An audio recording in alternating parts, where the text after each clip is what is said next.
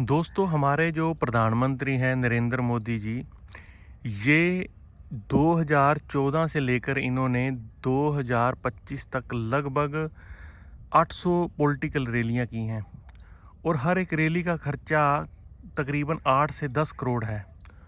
और राहुल गांधी ने कम से कम 400 रैलियां की हैं जिसका खर्चा 7-8 करोड़ है।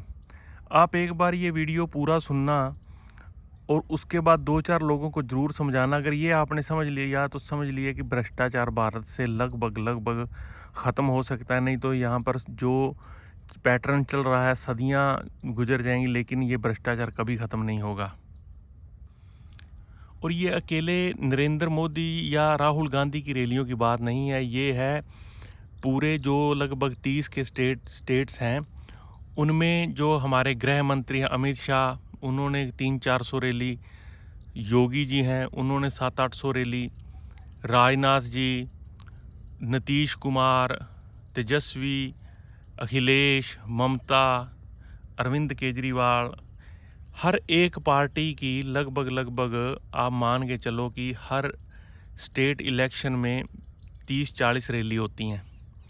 और आप जानकर हैरान हो जाओगे कि एक आंकड़ा है कि भारत में पूरे साल में, एक साल में छोटी से लेकर बड़ी 35 लाख रैलियां होती हैं दोस्तों, नुक्कड़ सभाओं से लेकर रोड शो तक।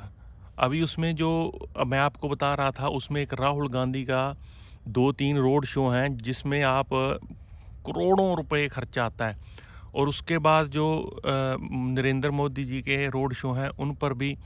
और 35 लाख जो छोटी से लेकर बड़ी सभाएं आए साल होती हैं, उसको आप कैलकुलेट करके देखना, आपका कैलकुलेटर भी हैंग हो जाएगा। और ये आप सोच के देखो ये पैसा आता कहाँ से है। यही है भ्रष्टाचार का पैसा, और इसको ही आपने रोकना है। और ये आपको मैं बताता हूँ कि ये कैसे भ्रष्टाचार पैदा करता है। जैसे एक रैली का हम एग्ज़ाम्पल लेते हैं। एक रैली को करने के लिए 8-10 करोड़ रुपया चाहिए। उसके लिए जो फंडिंग करते हैं वो करते हैं उद्योगपति। मान लीजिए किसी का एक उद्योग है, दूध का उद्योग है, तो उसने 1 करोड़ रुपया दिया या 50 लाख रुपए दिए उसमें। तो वो जब एमपी बनता है उस एरिए का जहाँ पर रैली है, या जिस पार्टी को वो फंड करता है पार्टी के लिए, वो फिर उसको छूट देती है कि आप साल 2 साल खूब मिलावट कीजिए। उसके बाद जैसे पेस्टिसाइड का जिसका उद्योग है, उसने दिया 50 लाख रुपया, उसको उसने कहा कि आप 2 साल 3 साल आप खूब उसमें पैसा छापिए, आप नकली दवाइयाँ दो, आपको कोई चक्कर नहीं है। हॉस्पिटल्स ने दिया चंदा, मतलब जिसने भी चंदा दिया उसको लाइसेंस मिल गया भ्रष्टाचारी का। और इसके जिम्मेवार सीधे तौर पर हम हैं, आम लोग हैं। इस पे मैं वो भी आपको बताऊंगा कि कैसे हम इसके जिम्मेवार हैं और कैसे हम ही इसको ख़त्म कर सकते हैं। अब पॉलिटिक्स करनी है हमें, पॉलिटिक्स करने से कोई एतराज़ नहीं, पॉलिटिक्स करो। लेकिन जो ये रैलियां हैं ये अब टोटली बंद होनी चाहिए। क्योंकि अगर आपने एक जो सबसे कम पढ़ा लिखा जो गिनते हैं, वो गिनते हैं आम एक किसान को, छोटे किसान को, जिसके पास स्मार्टफोन भी नहीं है। अगर आपने उसको मजबूर कर दिया है कि वो डिजिटल प्लेटफॉर्म पर अपनी फसल बेचे, वो रजिस्ट्रेशन कराए, वो ऑनलाइन पोर्टल पर जाए, तो आप अपनी रैलियां डिजिटल क्यों नहीं कर सकते? अगर समय की मांग है कि किसान बदल सकता है, तो आप क्या पुराने मुगल काल से जो चला आ रहा है सिस्टम वहीं पे उसी पे चलेंगे? आप कहते कि आप आंकड़े देखिए, हर एक पॉलिटिशियन के लगभग करोड़ों में फ़ैन हैं, यानी कि उनका जो फ़ैन फॉलोइंग है करोड़ों में है। वो अगर एक स्पीच देते हैं तो 1 करोड़ लोग, 2 करोड़ लोग देखते हैं। और जो रैली करते हैं उसमें 2 लाख, 3 लाख, 4 लाख लोग जाते हैं। तो आप उसको रैली को करने की बजाय आप डिजिटल प्लेटफॉर्म पर जाइए, वहाँ पर अपनी बात कीजिए और आम लोगों तक पहुँचने दीजिए। अब रैली है जो, उसमें अभी मैंने आपको बताया कि कैसे ये चेन सिस्टम है, ये छोटे शुरू से पनपता है। कैसे जो एमएलए होते हैं वो एक छोटे लेवल पे भ्रष्टाचार को कैसे रैली के रूप में प्रवर्तित करते हैं। जैसे एक रैली है, अब उसको उसमें जो एरिया के एमएलए होते हैं उनकी जिम्मेवारी होती है कि आपने हर एक ने 100 बसें 500 बसें व्हीकल भेजने हैं। अब वो जो व्हीकल भेजते हैं वो व्हीकल होते हैं सारे पेड, उसका सारा खर्चा आता है एमएलए को, और एमएलए वो खर्चा डिवाइड करता है अपने जो उस एरिया के उद्योगपति होते हैं, जैसे कोई राइस मिलर है या कोई मुर्गी फार्म है किसी का, या और भी कोई कॉन्ट्रैक्टर है सड़क का, वो उन पर खर्चा डालता है। और वो जो खर्चा है वो सभी एमएलए को देते हैं। फिर एमएलए उसकी फंडिंग करता है, पूरे जो भी गांव शहर देहात हैं वहाँ पर वो बसों का, तेल का, खाने पीने का, सबका इंतज़ाम करता है। और उसके बाद जब मान लीजिए उसकी सरकार आ जाती है, उस एमएलए की, खर्चा हर एक पार्टी का करता है, लेकिन उसकी सरकार आ जाती है तो वो क्या करता है कि वो पहले वो अपना खर्चा पूरा करता है, और जितने उद्योगपति हैं उनको कहता है कि आप खूब जनता का पैसा लूटो, आपको कोई कुछ नहीं, आप जितनी मर्जी कंप्लेंट कर लीजिए, आपकी कोई नहीं सुनेगा, क्योंकि उन्होंने पैसा लिया हुआ है। और आपने उस महीने 2 महीने के चक्कर में, घूमने के चक्कर में आप अपने पूरे 5 साल आपने बर्बाद कर लिए। क्योंकि एक एमएलए अपनी कॉन्स्टिट्यूएंसी में चुनाव लड़ने के लिए 40 से 50 करोड़ रुपया लगाता है। अब 40-50 करोड़ रुपया लगा के अब 4-5 कैंडिडेट हैं, मान लीजिए उसमें से 2 ने पैसा लगाया, जो बड़ी पार्टी होती है मेन, वो जो जीत गया पहले जो वो 40 करोड़ पूरा करेगा, फिर अगले चुनाव के लिए 40 करोड़ 50 करोड़ पूरा करेगा और फिर कमाएगा। और जो हार गया है वो आने वाले टाइम में अगर फिर जीतता है तो वो पिछला पैसा पूरा करेगा। तो ये जो हम उस टाइम खर्चा लगवाते हैं, जिसका कोई ये हवाई खर्चा है, इसकी कोई प्रोडक्टिविटी नहीं है।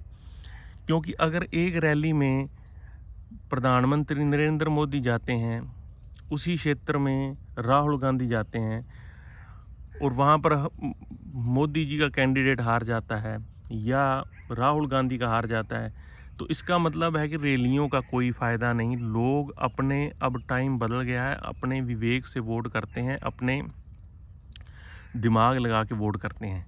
लेकिन खर्चा जो है वो करवा देते हैं लोग उस टाइम के एक फ़न के रूप में ला लीजिए, या नेताओं के जो लालच होता है उस टाइम सारी जो शराब है वो डुप्लीकेट होती है।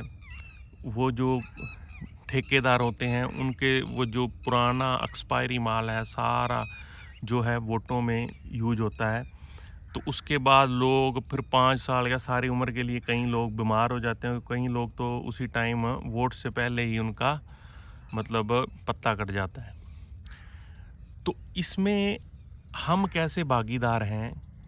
हमें चाहिए कि हम इकट्ठे होके एक ये प्रण करो कि आप किसी पॉलिटिकल रैली में नहीं जाओगे, और आप जो, अगर ये मेरी बात कोई ऐसा आदमी सुने जिसकी थोड़ी आगे पत्रकार या उससे संबंध रखता है, तो इस पर डिबेट करवाएं कि आप जो शाम को हर रोज़ डिबेट करते हो वो रैली से भी ज़्यादा लोग सुनते हैं। आप हालांकि एक पत्रकार या एक स्पोक्स पर्सन की बात को लाखों लोग, करोड़ों लोग सुनते हैं, तो जो मेन जो लीडर हैं उनकी बात अगर डिजिटल प्लेटफॉर्म पर वो करेंगे तो लाखों करोड़ों लोग सुनेंगे। आपने बात पहुंचानी है, ना कि आपने एक हजूम इकट्ठा करके दिखाना है।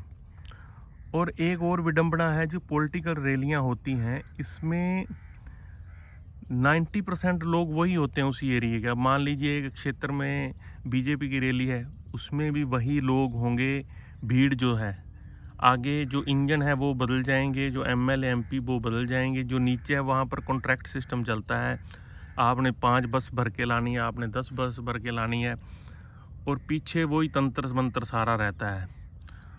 और उसके बाद जो ये भ्रष्टाचार है आप अंदाज़ा नहीं लगा सकते। मैंने आपको बताया कि 35 लाख रैली पर ईयर, छोटी से लेकर बड़ी, इसको आप गुना करके देखिए, अरबों खरबों में जो रुपया जा रहा है, इसका प्रोडक्शन यानी कि प्रोडक्टिविटी ज़ीरो है। इसकी क्या प्रोडक्टिविटी है कि कोई जीत जाएगा या कोई हार जाएगा बस। वो वैसे भी हार रहा है ना। अब जैसे अयोध्या में इतना पॉलिटिक्स इन्होंने की, वहाँ पर भी हार गए। तो ये हार जीत जनता तय करती है, ना कि पॉलिटिकल रैलियाँ। अब समय है बदलने का। अब ये जो अगर मेरा कोई वीडियो सुने, वो 10 बंदों को आगे ये चीज़ समझाए कि आप पॉलिटिकल रैलियों में मत जाओ, तो हो सकता है कि आगे आगे ये चैन धीरे धीरे लोग इसको समझें, छोटे स्टेट से शुरू करें, सरकार भी इसको जाने कि अब समय बदल रहा है। आप इतना पैसा भ्रष्टाचार की मेन ये नस है।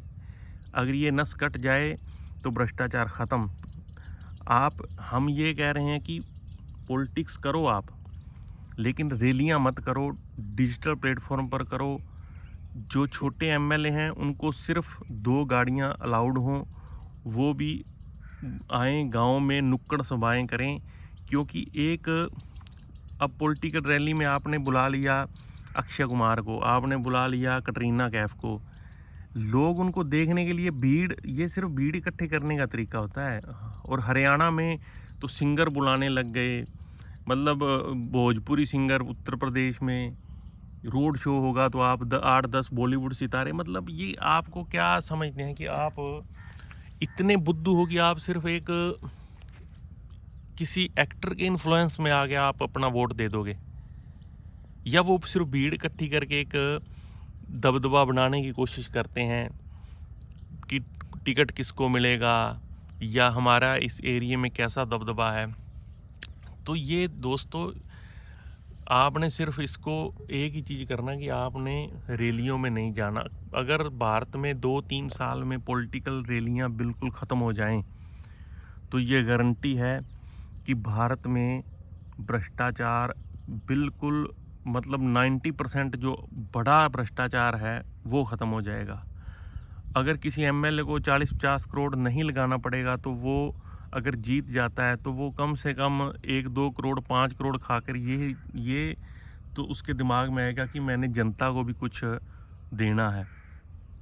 अगर उसके पास कंप्लेंट आ रही है किसी की नकली यूरिया, डीएपी, नकली मेडिसिन की, नकली दूध की, तो वो कम से कम कार्रवाई तो करेगा, उस पर कोई बाउंडेशन तो नहीं होगी। लेकिन अगर वो पैसा लेके बैठ गया तो उसके बाद फिर आप जहाँ मर्जी जाइए, आपकी कोई नहीं सुनेगा। तो ये एक इसके आगे इसको बंद करने के और इसके फ़ायदे नुकसान बहुत ज़्यादा हैं।